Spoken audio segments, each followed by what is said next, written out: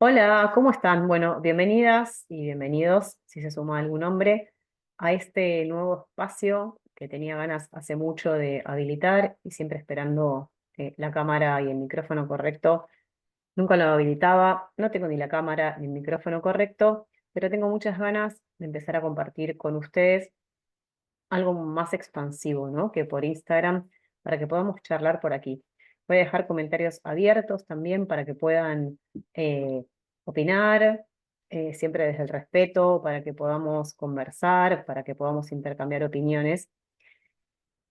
Tengo una lista enormísima de temas que tengo ganas de compartir con ustedes, pero hoy voy a empezar por hablar del tema más recurrente en la cuenta, y son los límites.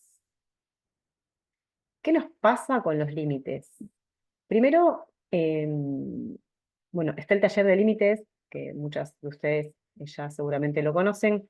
No voy a hablar de lo mismo que el taller de límites, porque para eso está el taller de límites, pero voy a traer algunas eh, ideas, algunas conclusiones, algunos conceptos para que podamos ir pensando y construyendo. El taller de límites básicamente es un taller de límites para acompañar niños y niñas.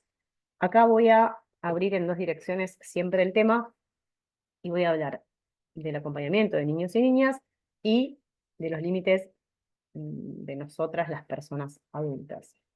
Igualmente voy a abrir diciendo lo que siempre digo en el taller de límites, y es, ¿qué es un límite? Primero, ¿no? La definición de diccionario dice que un límite es una línea o punto que no puede o no debe sobrepasarse. Esa es la definición de diccionario. Ahora, yo agrego que un límite es una línea, un punto que no debe o no puede sobrepasarse y es una herramienta de cuidado. El concepto de límite es el cuidado. El límite cuida. Partiendo de esa base, se abren un montón de preguntas, ¿no? Ahí que podemos después ir desmenuzando. Los límites cuidan. En el caso de los niños, el límite se comunica para cuidar, y acá empezamos a hablar de no por capricho adulto, no porque tengo el no a flor de piel, no porque estoy cansada, no porque ahora no puedo y mañana sí, ¿no? Y el límite de nosotras, las personas adultas, también es para cuidarnos, porque si atravesamos nuestro límite personal, empezamos a incomodarnos y ahí empezamos a frustrarnos, a enojarnos, ¿no? Tengo que gritar para que me escuchen, tengo que enojarme para que me escuchen, o nos ponemos a llorar, nos sentimos frustradas, enojadas, angustiadas, y aparece una desregulación que también se transmite a niños y niñas. Entonces, los límites cuidan. También siempre pongo de ejemplo el útero. El útero es el primer límite con el que se cruza, con el que se encuentra este bebé. Y no hay ejemplo para mí más gráfico que el útero. El límite cuida. Si no hubiera útero, este bebé no puede ser, no puede nacer, porque no hay un borde. Entonces, pensemos los límites como un útero que cuida y que permite ser. Los límites, lejos de limitar, no posibilitan.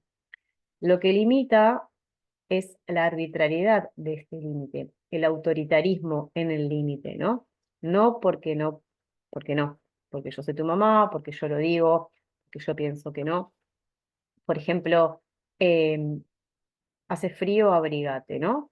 Eso es un límite totalmente arbitrario, porque el niño puede percibir si tiene frío, si no tiene frío, y puede ponerse la campera o puede manifestar que tiene frío. Em, Siempre me gusta traer anécdotas, ¿no? El año pasado tuve, el anteaño pasado, acompañé a una mujer que tenía tres hijitos de edades, si bien diversas, pero bastante seguidos. Y me decía, a mí se me complica mucho porque en lo cotidiano es un caos. Y estoy siempre atrás de los tres, bañate, lavate los dientes, ¿no? Come, hay que comer. Entonces, ahí empezamos a trabajar en, bueno, ¿qué es realmente no negociable y qué es realmente negociable en la rutina? Cuestión que de 15 cosas 2 eran no negociables en ese momento. Entonces, la hora de dormir, y no me acuerdo qué otra cosa era, pero era el lavado de dientes en determinado momento. Después todo lo demás era súper negociable. Entonces, cuando empezamos a salir de la estructura mental de que las cosas tienen que ser como queremos que sean, los límites empiezan como a, ¿no? A relajarse. Empezamos todos en casa a relajarnos también, porque muchas veces creemos que estamos comunicando límites, pero el límite viene de la mano del autoritarismo y el control. Yo necesito que las cosas sean como yo quiero que sean, ¿no? En cuanto a niños, respecto a niños. Y en realidad, los niños y niñas son, y si bien claramente necesitan guía y sostén, para eso estamos nosotras y ustedes los hombres, el autoritarismo dista mucho de esta guía y sostén. La guía y sostén refiere a acompañar lo que va sucediendo y comunicar un límite que es no, un no porque no te puedo dar un cuchillo, te pido disculpas, este cuchillo no te lo puedo dar porque corta, porque es peligroso. Hoy no va a haber tele porque no quiero que veas tanta tele porque te hace mal. Siempre hay un cuidado, ¿no? Que no tiene que ver con quiero que te bañes ya, quiero que hagas esto ya, tráeme, ponéis acá. Yo también hablo mucho de los comandos. Los comandos son estas formas imperativas que tenemos de comunicar las cosas. Vení, trae, ponés acá, ponete. Sumado a los no, generan muchísima frustración en niños y niñas. Cuando estamos todo el día diciendo que no y comunicando de forma imperativa, ponés acá, trae, el niño no va como este límite y esta tolerancia se va apretando en el niño y el niño después desborda. Y no hay colaboración. Cuando, esto quiero hablar, ¿no? De la colaboración y la no colaboración o el berrinche del desborde y la falta de confianza. Acá entramos como en otros temas. Cuando el límite es bien utilizado desde un lugar amoroso y claro, ¿no? Porque el límite no tiene que ver con hacer elegir al niño qué hacer. Nada que ver. La decisión la tomamos nosotras, las personas adultas. Si yo decidí que es hora de ir a dormir, bueno, primero tengo que ver cómo está la dinámica para poder acompañar a este niño en la bajada al sueño. Entonces empiezan también ahí a cumplirse expectativas o no. Si yo pretendo que un niño se vaya a dormir y se duerma apenas lo apuesto, apenas la hago upa, voy a estar por fuera de la realidad. Si yo puedo acompañar a este niño, bueno, vamos a dormir, de acá a una hora, este niño debería estar durmiendo. Y ahí voy acompañando, ¿no? Lo que va sucediendo y lo que va aconteciendo. El límite es, vamos a dormir, está clarísimo. Y acompaño con la acción sostenida y consciente y responsable a acompañar a dormir a este niño. En la sumatoria de acciones y de límites y de dinámicas, porque en realidad el límite no es una cajita separada, siempre está acompañada de toda la dinámica familiar.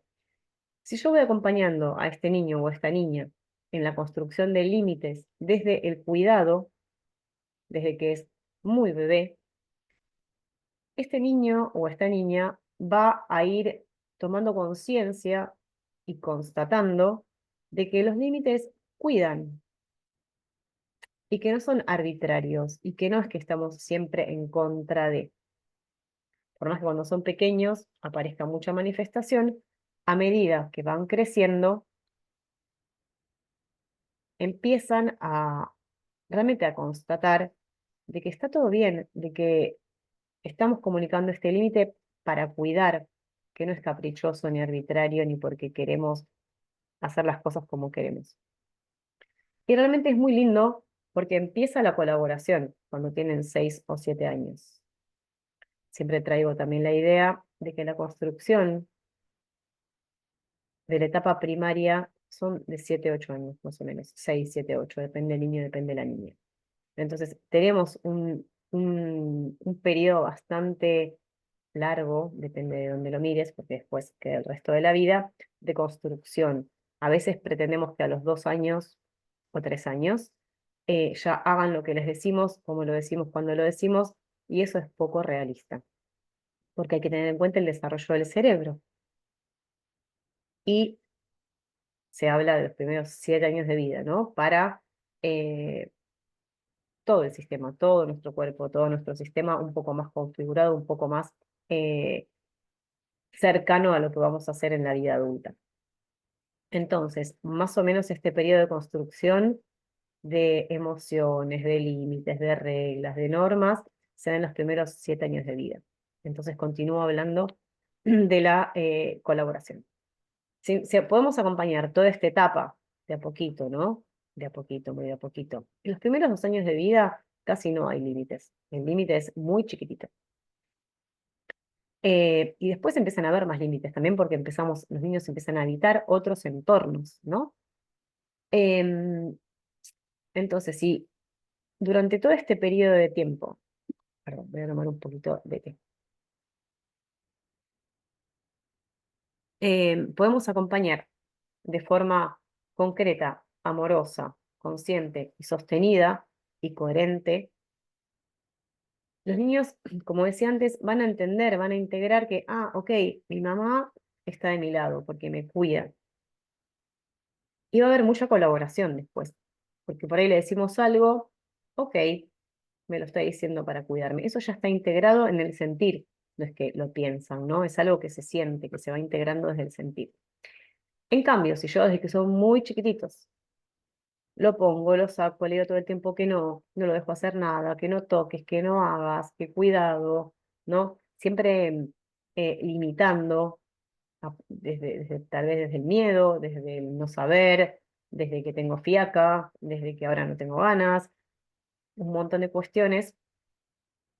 Como decía antes, el espacio del niño se hace cada vez más chiquitito y el niño desborda a cada rato, porque no tiene la posibilidad de ejecutar el programa biológico, el que siempre hablo, ¿no? Que somos seres humanos y tenemos después en otro episodio, en otro video tal vez hable de esto, ¿no? Que somos seres humanos y que tenemos un programa, un diseño biológico como todas las especies, y una de esas características del ser humano es la autonomía, la potencia de la autonomía, que implica tomar decisiones. La autonomía es la capacidad que tenemos las personas, los seres humanos, porque tenemos un cerebro con un neocórtex, de tomar decisiones en base a la responsabilidad de ese momento, ¿no? Obviamente un bebé no puede tomar ninguna decisión, aunque sí está conectado con su sed, hambre, saciedad, frío, calor. Y esas son decisiones que sí puede tomar porque las comunica. Tengo frío, tomo la decisión, ¿no? De que me abrigues, pero vos, porque somos entes, somos correguladores, ¿no? Siempre es que digo que somos entes reguladores, pero en realidad el término correcto es corregulamos a este bebé porque este bebé, por ejemplo, no puede taparse. Eh, ¿Quiere teta? Bueno, le damos la teta a este bebé porque este bebé no puede ir por la teta. Pero eso, si propiciamos durante los primeros años de vida esta autonomía, cuando los niños tienen 6, 7, 8 años, florecen de forma maravillosa. En cambio, si estamos todo el tiempo limitando la autonomía, bueno, cuando tengan 6, 7, 8, van a ser niños y niñas explosivos, porque están todo el tiempo explosivos y además seguramente sean inseguros, eh, no entiendan mucho las reglas y los límites de otros espacios, empiezan a pasar un montón de cosas que no están buenas, ni para el niño ni para la familia, porque ahí empiezan después las intervenciones. Mi hijo no me hace caso, se porta mal, me llaman de la escuela, no sé qué hacer, y empiezan los estigmas sobre este niño o esta niña. Y así también con nuestros límites personales. ¿Qué pasa con nuestros límites personales? Siempre digo que si no podemos registrar nuestros límites personales, va a ser muy complejo poder registrar el límite personal de nuestros hijos e hijas. Porque si yo no puedo conectar con mi necesidad y con mi deseo, va a ser muy difícil que pueda conectar con la necesidad y con el deseo de este niño y esta niña. Y como somos entes, ¿no? Reguladores, como decía antes, o correguladores, correguladoras, si tenemos nuestro sistema nervioso desregulado y alterado, el sistema nervioso de mi hijo, de mi hija, es el espejo de mi sistema nervioso. Entonces, es muy importante que como personas adultas que acompañamos, estemos atentas a eso, a nuestros límites, a nuestro sistema nervioso. Primero los límites, porque si yo tengo en claro mis límites, voy a tener claridad en los límites de mi hijo, de mi hija, porque también, si yo sé, por ejemplo, que eh, mi límite, ¿no? de paciencia como madre caduca, prescribe a las 7 de la tarde, no voy a empezar a cocinar a las 8 de la noche. Entonces, ese es un límite personal que es mío. Mi límite de paciencia termina a las 7 de la tarde. Yo ya lo sé que a las 7 me transformo en calabaza. Ok. ¿Cómo puedo yo diseñar la rutina en mi casa para que a las 7 de la tarde mínimamente esté todo más o menos organizado y que de última nos quede cenar? Ese es un límite personal y yo soy responsable de diagramar eso.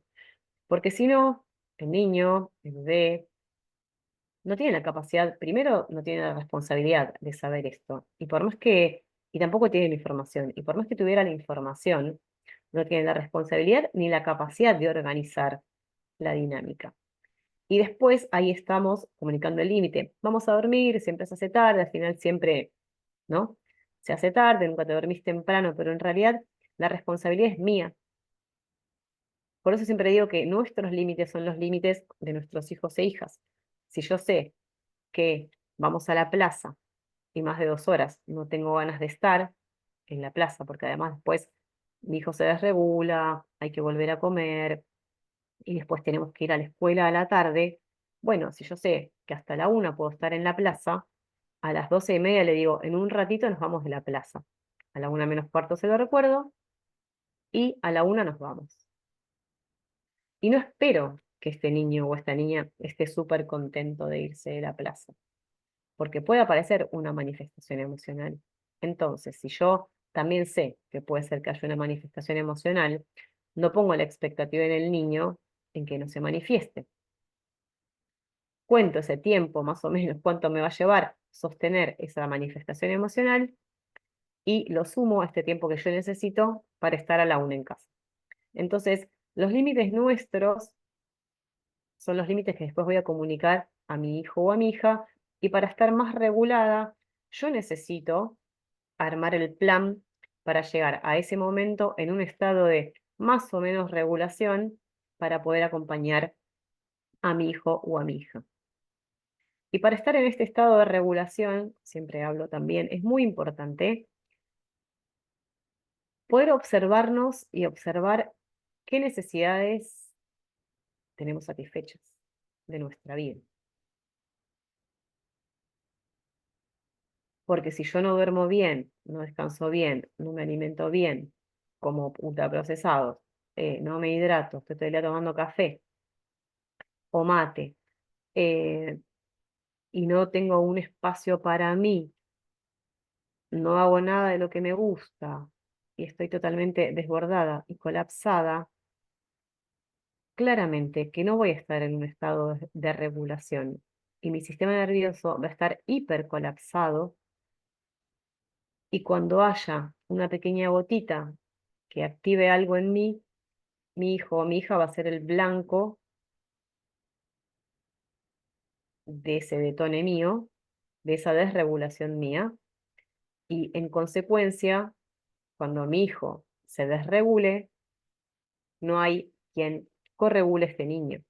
Y son dos personas totalmente desreguladas y este niño o esta niña se queda sin mirada y pasamos a ser un poco niñas o niños en ese momento, porque en ese momento que necesita nuestro hijo sostén, no lo tiene. Por eso es tan importante poder poner conciencia y foco en nuestros límites, en poder comunicar el límite. Primero, registrar cuál es nuestro límite. Y si podemos prestar atención a nuestro cuerpo y a nuestra emocionalidad, el límite siempre va a estar ahí, diciéndonos, es por acá, es por acá. Obviamente que vivimos en una cultura, en una sociedad donde a nadie le gusta que le comuniquen límites y a veces tenemos el temor de si yo comunico un límite, la persona se va a enojar y no sabemos qué hacer con eso. Pero es muy hermoso poder comunicar límites y tener claridad, porque cuando empezamos a ser coherentes con nosotras mismas, en esto de no tengo ganas de ir, che, mira, amiga, no tengo ganas de ir, ¿no? A nuestra madre, a nuestro padre, al jefe, mira, jefe, hasta acá puedo, no puedo tomar más trabajo, ¿no? Entonces empieza a aparecer, ¿no? Esto de más espacio, también en el cuerpo y también en la emoción. Y tenemos mucho más resto para poder acompañar lo importante, que es a nosotras mismas y a nuestros hijos. A veces nos cargamos de muchísimo, por no saber, por no poder decir que no al jefe, a nuestro compañero, a nuestras amigas, a la persona que te pide algo en la calle, al verdulero, ¿no? A quien sea, pero no nos estamos respetando a nosotras mismas y después no podemos acompañar a nuestros hijos. Y eso nos trae como además después mucha culpa y mucha frustración. Entonces, por eso yo hablaba antes de que somos responsables de ir armando este camino para después sí poder acompañarnos a nosotras mismas primero y a nuestros hijos, pero en este estado más de regulación del sistema nervioso y no estar todo el tiempo activadas y cada cosita que pasa sea un tema de regulación. Con respecto a los límites también de los niños, es muy importante tener en cuenta las etapas del desarrollo, porque no es lo mismo un límite a los 8 meses que a los 2 años, que a los 7, que a los 13. Sin mencionar que el periodo más de construcción es desde el nacimiento hasta los 2 años se configura el apego, que también es muy importante, en el vínculo de la dinámica familiar. Y después, bueno, hasta los 7 años hay esta configuración de reglas, normas, límites, gestión emocional y demás. Y en la adolescencia un poco es el boomerang, yo siempre digo que la adolescencia es el boomerang de estos primeros años de vida, y si hubo algo que estuvo medio no tan respetuoso, fisiológico y orgánico, siempre podemos reparar. Todo el tiempo se puede reparar, todo es reparable.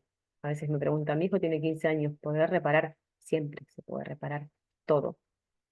Sí es muy importante tener en cuenta esto, el desarrollo del cerebro, las etapas del desarrollo, que después podemos hablar en otros episodios, porque sería larguísimo, y también las circunstancias, ¿no? En casa, que está la dinámica familiar y la circunstancia familiar, que no es lo mismo.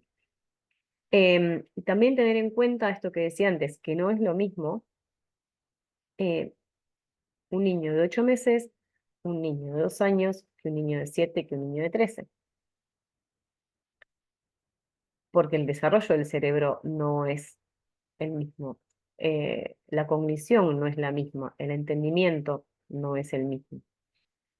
Entonces, tener expectativas de que un niño de 2 años responda eh, reguladamente ante un límite es tener falsas expectativas.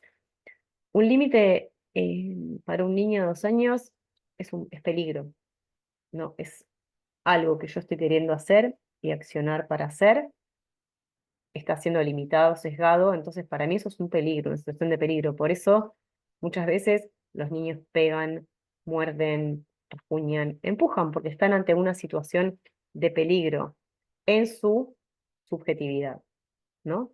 Entonces es muy importante ver esto, que si un niño pega, muerde, acá se abre otra ventanita, ¿no? Pega, muerde, empuja, insulta y demás, está ante una situación de peligro.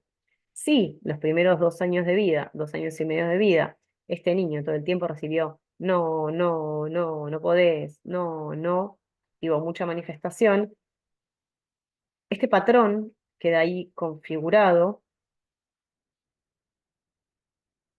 y ante, seguramente sean niños después a los 3 4 5 6 años más explosivos, porque sigue siendo, el cerebro sigue yendo a esa experiencia inicial, de esa frustración y de esa emocionalidad inicial, como un patrón conocido es peligro, peligro. Entonces, este niño o esta niña va a reaccionar ante los límites de la misma forma que cuando era pequeño, porque así se construyó.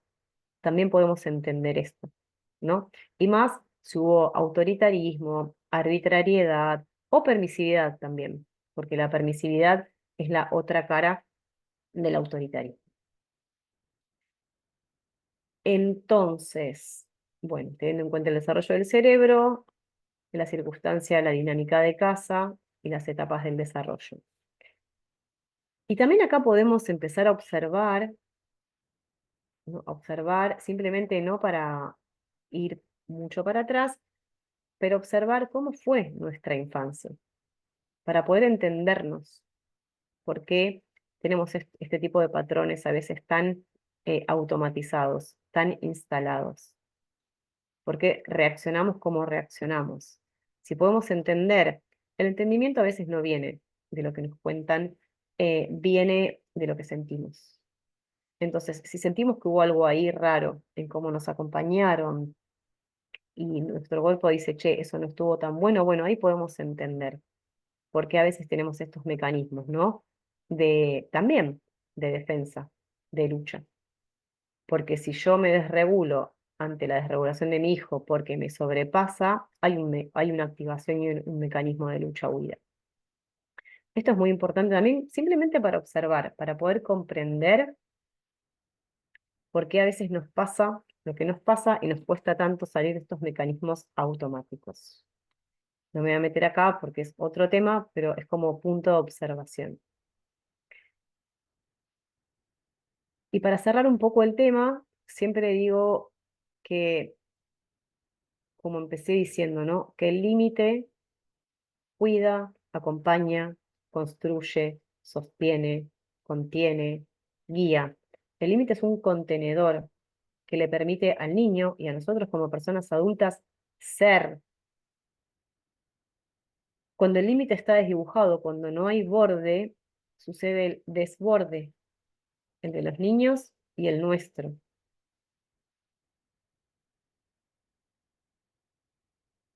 Y si cuando son pequeños simplemente nos centramos en este límite, ¿no? Porque hubo mucho tiempo y sigue estando este discurso de si tu hijo te pega, si tu hijo hace un berrinche, si tu hijo, no sé, tira algo, si tu hijo hace tal cosa, valídalo y decile, ¿no? Sí, mi amor, yo te entiendo, entiendo que estés enojado, pero eso no lo podés hacer, ¿no? Eso sería un límite.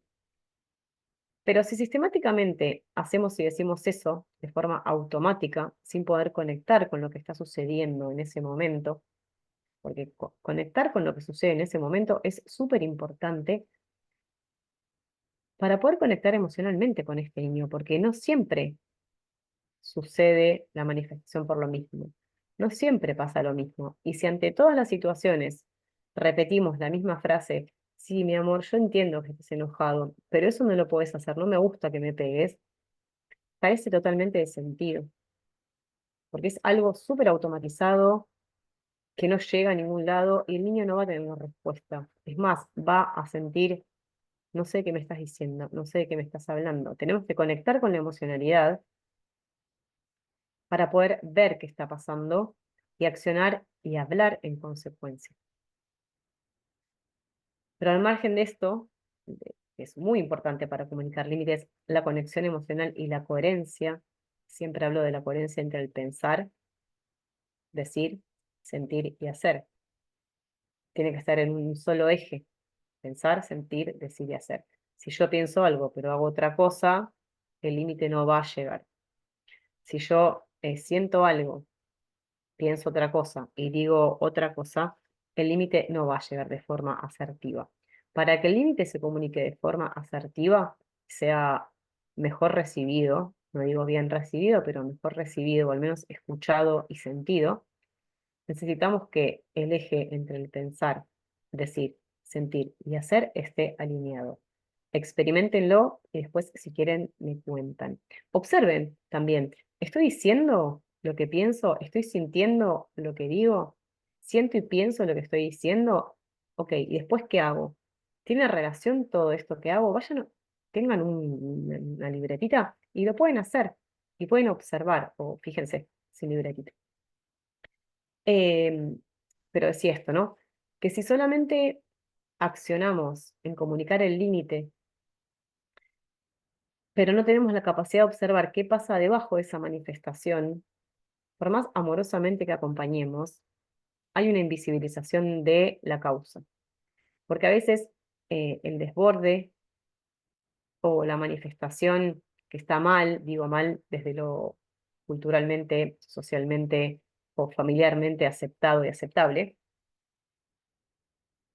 si solamente nos centramos en eso y no le ponemos foco al fondo, porque a veces, como decía recién, perdón, vuelvo, lo que se manifiesta es el síntoma de un malestar, y si solamente comunicamos el límite ante ese desborde, no estamos pudiendo ver la causa, y esa manifestación se va a perpetuar a través del tiempo.